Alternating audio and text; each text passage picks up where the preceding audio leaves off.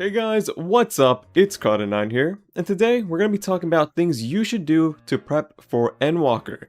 And to some of you guys, this is a face reveal, so hi, nice to meet you. I'm KraDeNine, the face behind this really like European sometimes voice. When I talk a long time, I start getting Russian, so there's that. And yeah, I wanted to go ahead and make this video more personalized because these are going to be my ways of how I'm prepping for Endwalker and what I recommend to my friends who are just starting Final Fantasy, whether it's in the last couple months or just now, just in the nick of time to get a lot of these things done, or some of these things done. So excuse me if I'm a bit awkward on camera. It has been a long time since I've done any kind of like video involving my face, so excuse that. And don't forget to like, comment, subscribe, you guys know the usual drill. And let's go ahead and proceed to the first thing that you should do to prep for Endwalker, and that's get to level 80. Finish the main scenario quest. They're really good, they're really solid. You should definitely take your time out to finish this content because number one, you can't access Endwalker until you're level 80 because obviously it's new content. You're not going to be level 5 playing Endwalker. Not happening. And you need to finish the main scenario questline to progress into Endwalker. Unlike other MMOs where you might be able to go from like the first expansion all the way to the newest one, Final Fantasy does require you to play through the storyline. So if you have no intention of buying the story skip, which I don't personally recommend, but I understand if you do want to do that, then your other option would be to go ahead and play through the story and get to the current patch. It honestly will take you quite a bit of time if you are watching the cutscenes, reading the dialogue, so do be prepared for that. It won't take you forever, but it is going to take you a good chunk of time. If you're skipping everything, you could probably be done in like a couple days at most, and that's if you're just blasting through things unsynced as well. And that's kind of the first step. Just to get to Endwalker, you need to have the content done. Secondly, I recommend the whole like series of alliance quest lines and just the raid bosses. So the Coils of Bahamut, Alexander, Omega, as well as Eden.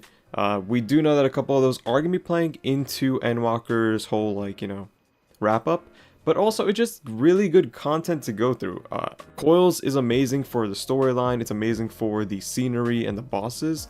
Alexander has a very fun kind of like, it's a more funny kind of story. It's not really funny, but there's that. Omega is a lot of good throwbacks from older Final Fantasy content, and Eden is its own unique experience, kind of just like revisiting a Realm Reborn stuff, which is really cool.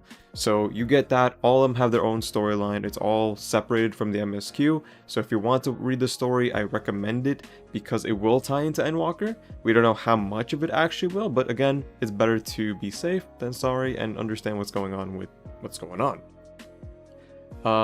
You can also just do Coils, Alexander, and Omega unsynced. So if you have a couple friends who are willing to help you that are level 80, Alexander, you maybe need like 2 people to do unsynced, maybe even 1 possibly. Coils, you only really need 1 person to just kill everything for you. Omega, you would need a couple people because it's still relatively new content, it's level 70, so doing it unsynced wouldn't be as easy, but it's not impossible.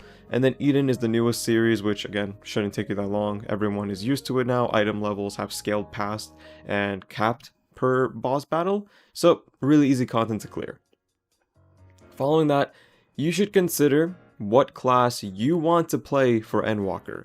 I'm going in as a red mage. I will be clearing the content as a red mage. So I'm prepped up with my red mage glamours, my red mage gear right now.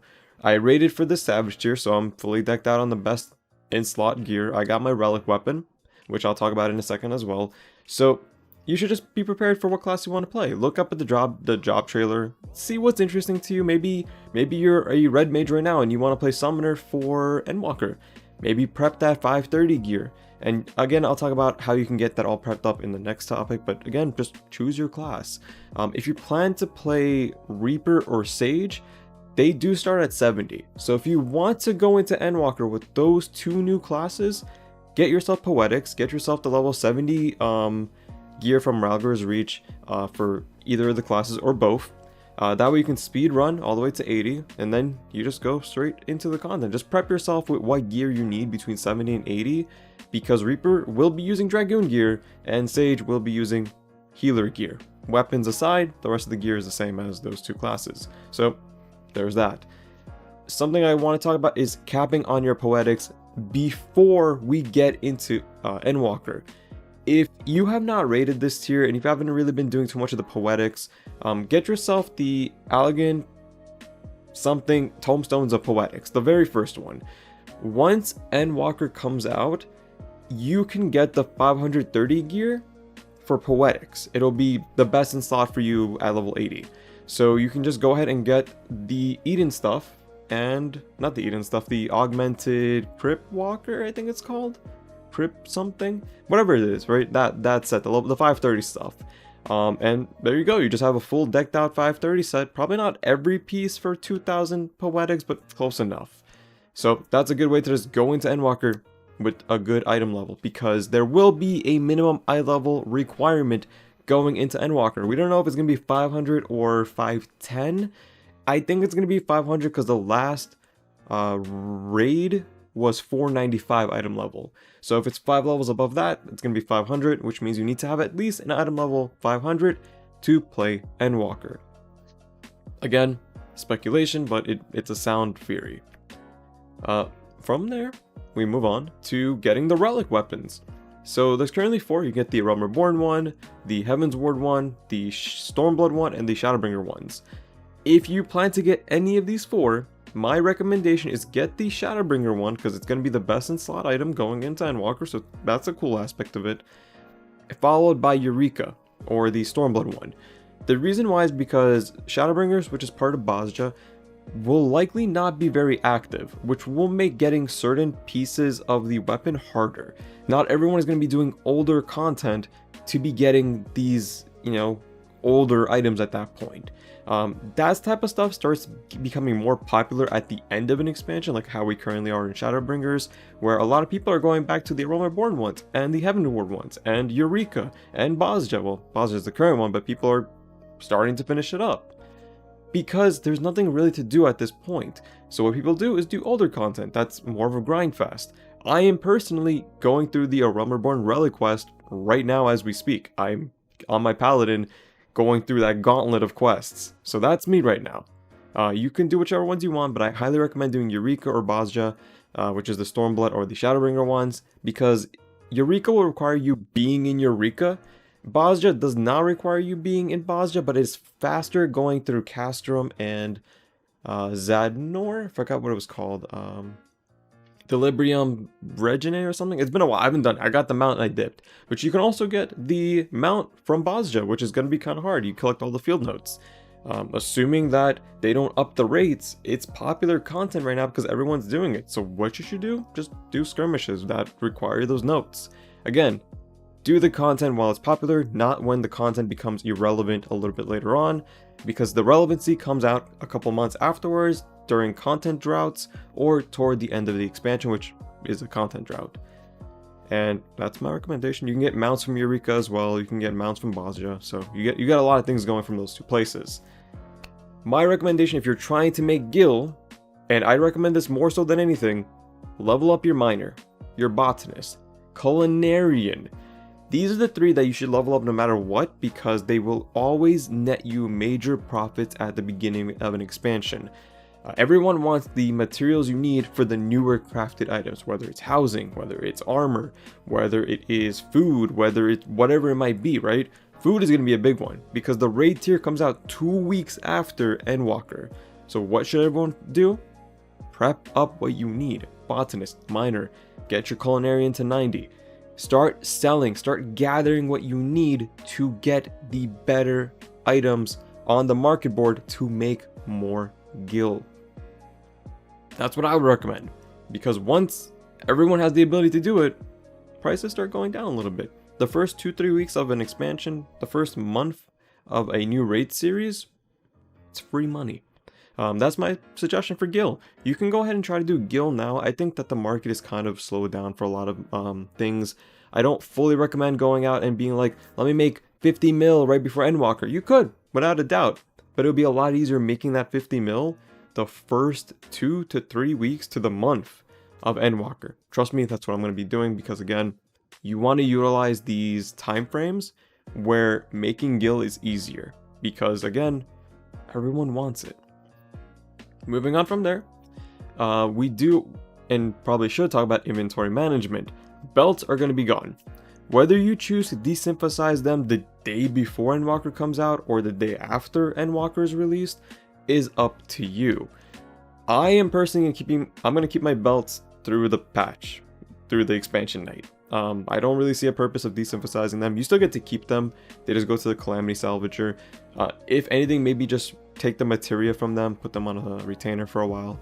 But up to you what you want to do with them. But you should make your inventory look neat. Things that are no longer relevant to you, throw them out. Things from maybe a quest line from A Realm Reborn that you haven't touched in years, finish it or just throw it out, work on it another day. They are going to be reworking some quest lines that do require like high quality materials and all that, so we'll see how that goes in practice. But inventory management just makes sense. Don't go into Endwalker with a cramped inventory, because you're going to be getting a lot of new stuff, whether it's glamour, whether it's coffers, whether it's boss drops, dungeon drops. You're going to be getting a lot. You want more inventory space. Dungeon drops are going to be really nice. Bosses will now drop coffers from trials, which is going to be really cool to see.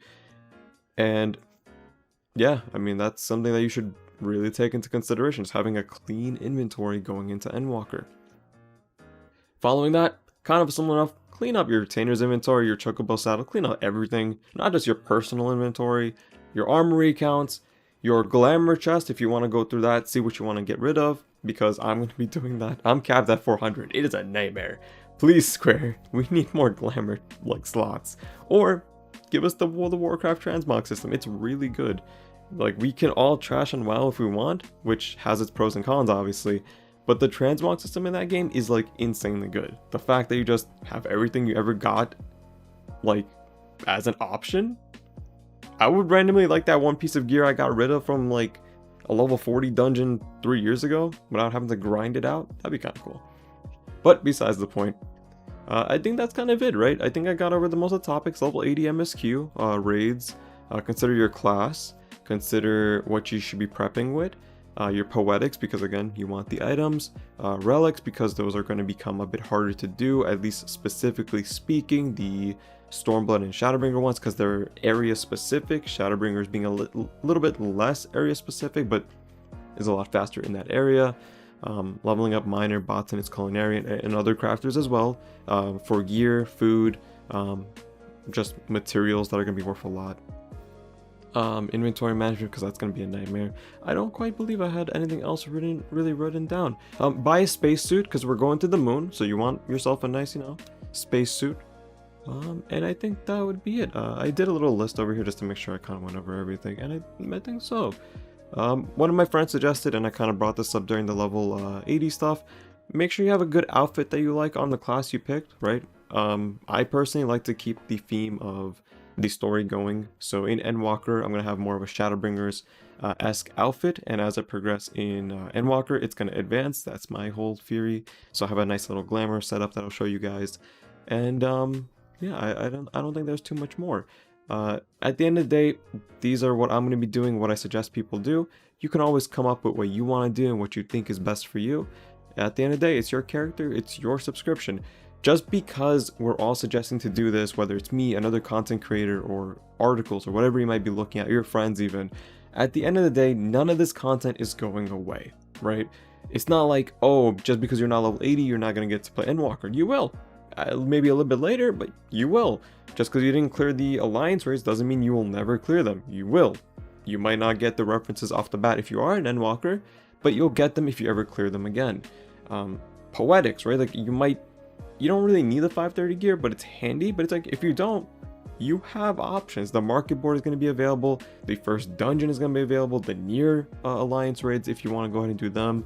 There's a lot to go through here, right? The relic weapons, you don't need to do them. If you don't care, you don't care. It is a grind, but the option is there, and the option is good right now. But it doesn't mean it will never be good in the future. It will. Just give it some time. And then the whole like miner botanist thing. If you don't care about gil, if virtual currency does not matter to you at all, don't even worry about it. This is mostly for the people who want to have gil in the game for the cost of their time. That's kind of how it works out. And the spacesuit, we all need a spacesuit. Inventory management, finally speaking, I know I kind of ran over this twice, but it's just to clean up your space. If you don't care, if you have enough space or whatever, don't worry about it. I just like going into a new expansion with a kind of like clean mindset of like, I don't need these older items anymore. I can throw them out because I don't plan to use them, or I use them like for the near stuff. I can just go ahead and buy the stuff now and not worry about the extra coins I have for whatever reason. And that's it. I appreciate you guys watching. Sorry about the little bit of a ramble at the end. If you have any suggestions for any players who are new, old, or otherwise, please leave them down in the comment section below. Let's help each other out. And I'll see you guys in the next video, which we'll see if it'll be a face video. If you guys enjoy this content, let me know. I'm kind of shy, so this is breaking the ice, I guess. I don't know how to explain, but thank you guys for watching. Take care. See you guys next time. And as always, stay safe and stay adventuring. Bye.